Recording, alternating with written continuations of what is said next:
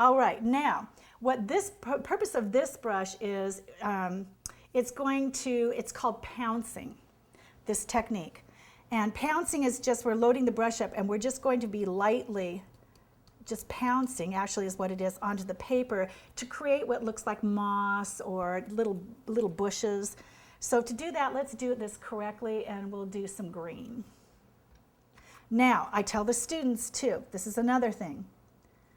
You should only have to use one styrofoam plate when painting.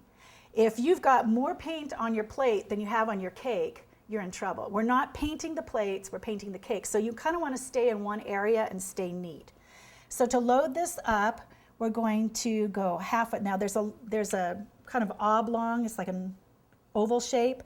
We're going to want to cut that in half. I'm going to load half up with one color, half up with the other. So it's not going to be vertical, it's going to be horizontal, the long horizontal end.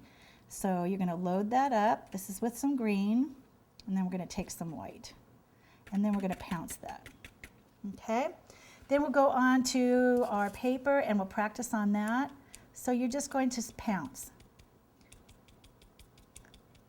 And see how that creates. Now, if you go over to the edge of the brush, you can create little wispies going up. Again, go back in and try to make sure, again, be very cognizant of the fact that you've got, which side your white is on, which side your green is on.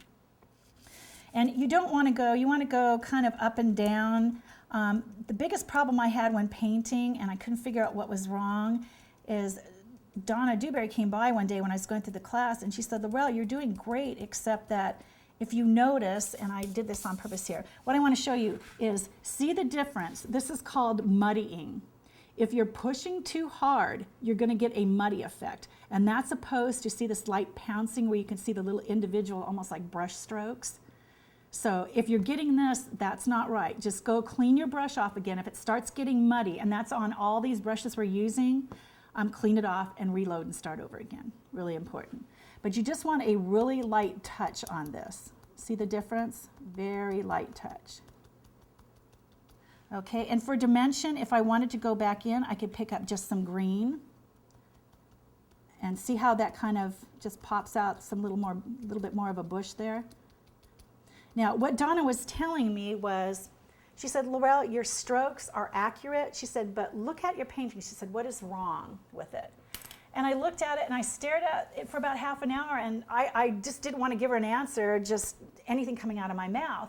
And she said, Laure'l, things don't grow straight up and down. So if you look at these, you've got these bending, think of things as blowing in the wind and bend. Plants don't grow rigid and straight and upright.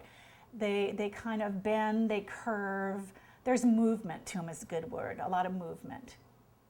So basically you want to keep that in mind too, because she didn't bring it to my attention until I was about halfway through the class. Okay, with this brush now, we're going to go ahead and clean it. Again, you can hear that ferrule scraping. That means we're cleaning the brush out all the way down. Okay, and this one you want to get as dry as possible.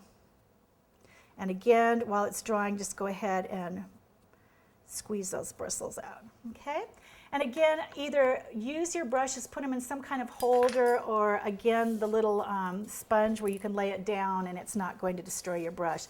Some of these brushes are quite expensive.